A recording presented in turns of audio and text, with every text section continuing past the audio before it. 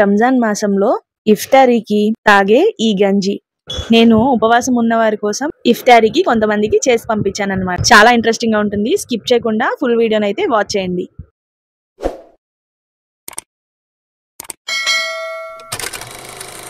Hello అండి అందరికి, నేను మీ Shabnas. Welcome back to my channel Shabnas things. నేను ఒక 25 to 30 మెంబర్స్ కోసం కుక్ చేస్తున్నా కాబట్టి కొంచెం పెద్ద బౌల్నే తీసుకున్నాను.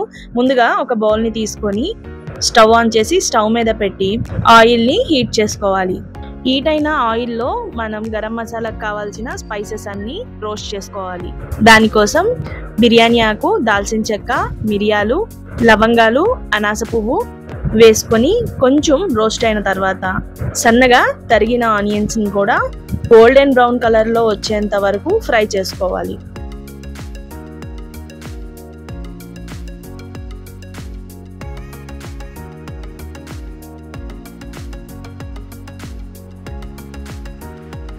ఇక్కడ మీరు చూసినట్లయితే చక్కగా గోల్డెన్ బ్రౌన్ కలర్ లోకి ఆనియన్స్ వచ్చేసాయి. ఇప్పుడు మనం ఫ్రెష్ గా అప్పటికప్పుడు నూరి పెట్టుకున్న అల్లం వెల్లుల్లి పేస్ట్ అయితే వేసుకోవాలి. అల్లం వెల్లుల్లి పేస్ట్ ని పచ్చివాసన పోయేంత వరకు కుక్ చేసుకొని పసుపు వేసుకోవాలి.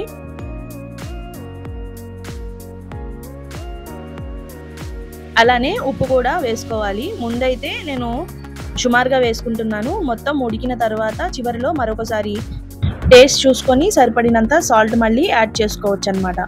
పసుపు ఉప్పు వేసిన తర్వాత ఒకసారి మొత్తం కలుపుకొని పుదీనా, పచ్చిమిర్చి ఇంకా కొత్తిమీర ఇవి కూడా వేసుకొని ఒక 1 minute వరకు మీడియం ఫ్లేమ్లోనే పెట్టి కుక్ చేసుకోవాలి. మీరు ఒక విషయం గమనించినట్లయితే ఇప్పటి వరకు నేను కుక్ చేసినంత మనం పులావ్కి ఎలా కుక్ చేసుకుంటామో సేమ్ అదే ప్రాసెస్లో చేస్తున్నాను.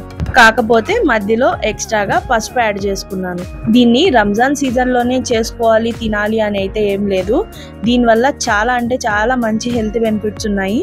దీన్ని మీరు ఒక్కసారి చేసుకొని తాగారంటే మీరే చెప్తారు పులావ్కి ఏ విధమైన టేస్ట్ అయితే కొంచెం కూడా తగలేదని. అలానే ఇందులో మీకు కావాలంటే ఆప్షనల్గా పెసరపప్పును కూడా నానబెట్టుకొని వేసుకోవచ్చు. బట్ నేనైతే స్కిప్ చేశాను, పెసరపప్పుని అయితే యాడ్ చేయలేదు.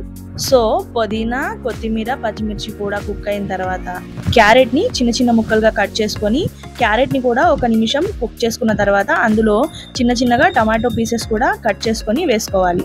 స్టవ్ని మీడియం ఫ్లేమ్లోనే పెట్టి ఒక 2 నిమిషాల పాటు చక్కగా టమాటో అలానే క్యారెట్ కూడా కుక్ అయిపోయిన తర్వాత స్పూన్ తోటి అడుగంటకుండా తిప్పుకుంటూ ఉండాలి. టమాటో ఇంకా క్యారెట్ కుక్ అయిపోయిన తర్వాత ఇప్పుడు బియ్యం రవ్వ యాడ్ చేసుకోవాలి. రవ్వనైతే ఉండలు లేకుండా చక్కగా మొత్తంతో కలుపుకుంటూ ఉండలు లేకుండా 1 నిమిషం పాటు మొత్తం కలిపి రోస్ట్ చేసుకోవాలి. అంతే. ఇప్పుడు కొంచెం కొంచెంగా వాటర్ యాడ్ చేసుకుంటూ తిప్పుకుంటూ ఉండలు కట్టకుండా రవ్వని వాటర్ తోటి కలపాలి. అసలు రవ్వ ఎంత వేయాలి, వాటర్ ఎంత వేయాలి అని మీరు కొలత అడిగితే కనుక 1:9 రేషియోలో వాటర్ అయితే వేసుకోవాలి. అంటే 1 గ్లాస్ మీరు రవ్వ వేసుకుంటే 9 గ్లాసుల నుంచి 10 గ్లాసుల వరకు నీళ్ళు అయితే పడుతుందన్నమాట. నేను 1/2 kg బియ్యపు రవ్వకి 4 నుంచి 5 లీటర్ల వరకు వాటర్ని అయితే వేసాను. వాటర్ వేసిన తర్వాత కొంచెం ఒక 2 minutes వరకు లో ఫ్లేమ్లో పెట్టేసి వదిలేసేయండి. 2 minutes ఉడికిన తర్వాత మీడియం ఫ్లేమ్లో పెట్టుకొని సాల్ట్ ఒకసారి టేస్ట్ చేసుకొని తగినంత సాల్ట్ మళ్ళీ చివరిగా యాడ్ చేసుకొని స్టవ్ని మీడియం ఫ్లేమ్లోనే పెట్టి 5 నుంచి 6 నిమిషాల వరకు అంటే రవ్వ ఉడికేంత వరకు మనం కుక్ చేసుకోవాలి ప్లేట్ పెట్టేసి. ఈ 5 నుంచి 6 నిమిషాల మధ్యలో కుక్ అవుతుండగానే మధ్య మధ్యలో ప్లేట్ తీసి ఒకసారి కలుపుకుంటూ కుక్ చేసుకోవాలి. అంతే. చక్కగా 5 to 6 minutes తర్వాత మనకి ఈ గంజి అయితే రెడీ అయిపోతుంది. చక్కగా జావలాగా ఉంటుందన్నమాట. చాలా అంటే చాలా టేస్టీగా ఉంటుంది. ఒక చిన్న గ్లాస్ బియ్యం రవ్వతో మీరు ప్రిపేర్ చేసుకుంటే ఫ్యామిలీ మొత్తం ఎంజాయ్ చేయొచ్చు. చూసారు కదా, రంజాన్లో ప్రిపేర్ చేసే ఈ స్పెషల్ గంజి రెసిపీ అయితే మీకు నచ్చిందని అనుకుంటున్నాను. రెసిపీ నచ్చినట్లయితే వెంటనే వీడియోనైతే లైక్ చేయండి. అలానే నా ఛానల్ని కొత్తగా చూస్తున్నట్లయితే సబ్స్క్రైబ్ చేసి పక్కనే ఉన్న బెల్ ఐకాన్ని ప్రెస్ చేయడం అయితే మర్చిపోకండి. నేను వీడియోస్ పోస్ట్ చేసిన ప్రతిసారి మీకు నోటిఫికేషన్ అయితే వచ్చేస్తుంది. సో దట్ నేను పోస్ట్ చేసే మంచి మంచి రెసిపీస్ని అయితే మీరు చూడొచ్చు.